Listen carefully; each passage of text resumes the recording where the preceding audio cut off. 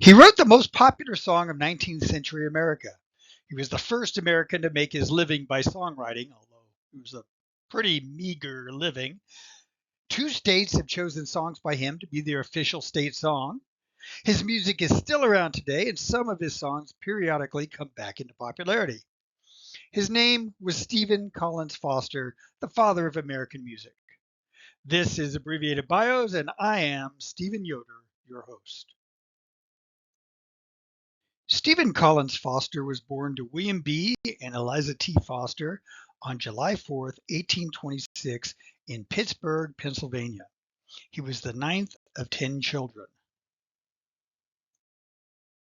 Foster received some music instruction from Henry Kleber, but was mostly self-taught. At 20 years of age, Foster moved to Cincinnati, a growing town in Ohio. It was the most important event of his life because Cincinnati was proximate to industrialization, the Irish working class, and slavery, which led Foster to write songs about the culture surrounding him. In 1850, Foster married Jane McDowell. They would go on to have one daughter, Marion. They had a troubled marriage, partly because of poverty, but mainly because of the great weakness of Foster's life, alcohol. Foster produced many different styles of music, including patriotic and ballads, but he was most famous for writing minstrel music. Minstrel music was sung in what was considered a black or Ethiopian dialect. Much of the minstrel music was accompanied by the singer in blackface.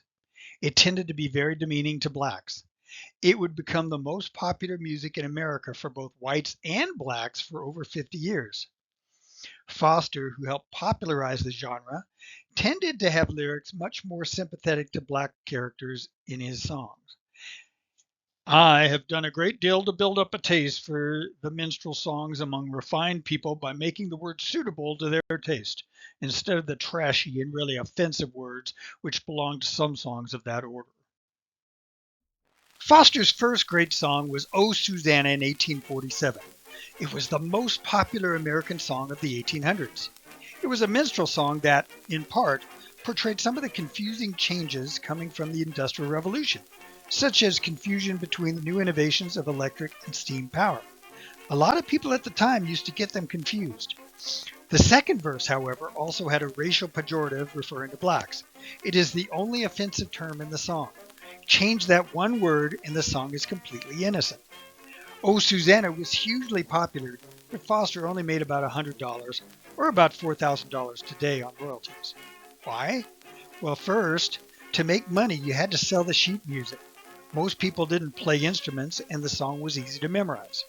Second, copyrights were not and probably could not be effectively enforced at the time. People copied the music, words were changed to alter the song. For example, "Oh Susanna" became the theme song of the California Gold Rush, with just a few word changes. Foster attempted to support his family through his songwriting. Along with the copyright problems, he sometimes sold off his copyrights for a cheap price to pay off bill collectors.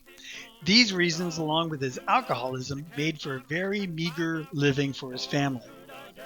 Over the late 1840s and 1850s, Foster wrote a number of enduring songs. In 1850, he wrote "Camptown Races." In 1851, he wrote "Old Folks at Home," which is also known as "Suwannee River." This would later become Florida's state song.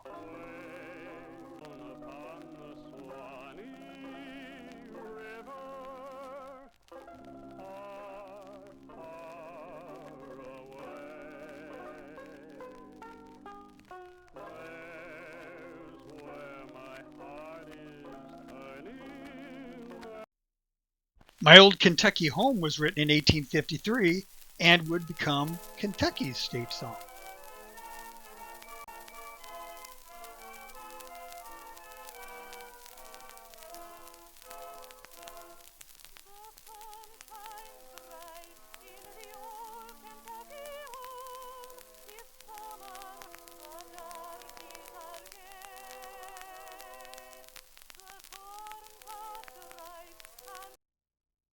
In 1854, he wrote Jeannie with the Light Brown Hair about his wife Jane. It didn't become a hit until after his death.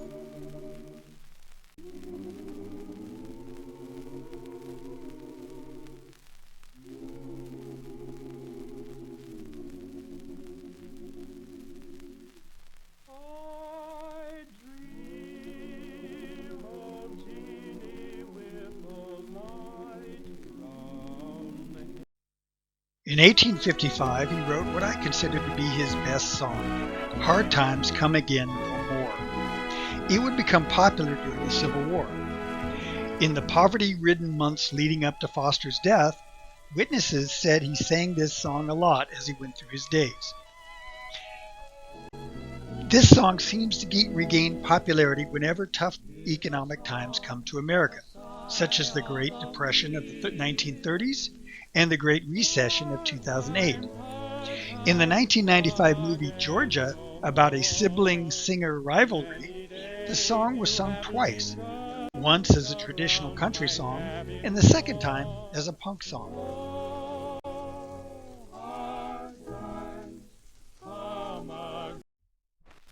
Foster moved his family to New York in 1860. He wrote one more popular song, Beautiful Dreamer, which was not published until after his death. And he wrote the music for We Are Coming, Father Abraham, 300,000 More.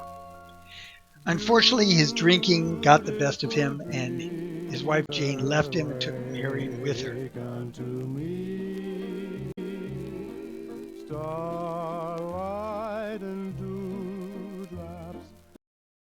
Foster's alcoholism finally killed him, alone in New York's Bellevue Hospital on January 13, 1864.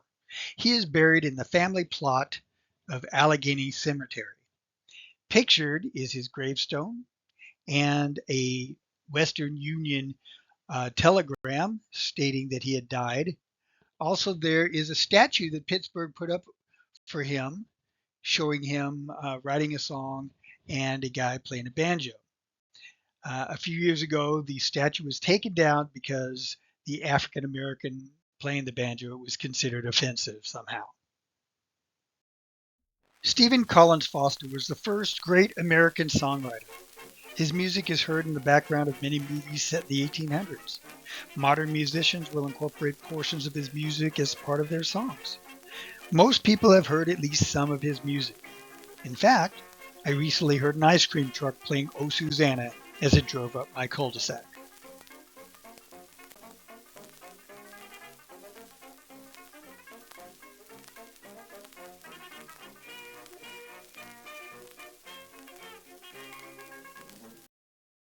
Thank you for listening to Abbreviated Bios. If you like this historical content, please give us a thumbs up or a 5-star rating, and we'll see you the next time. Bye-bye.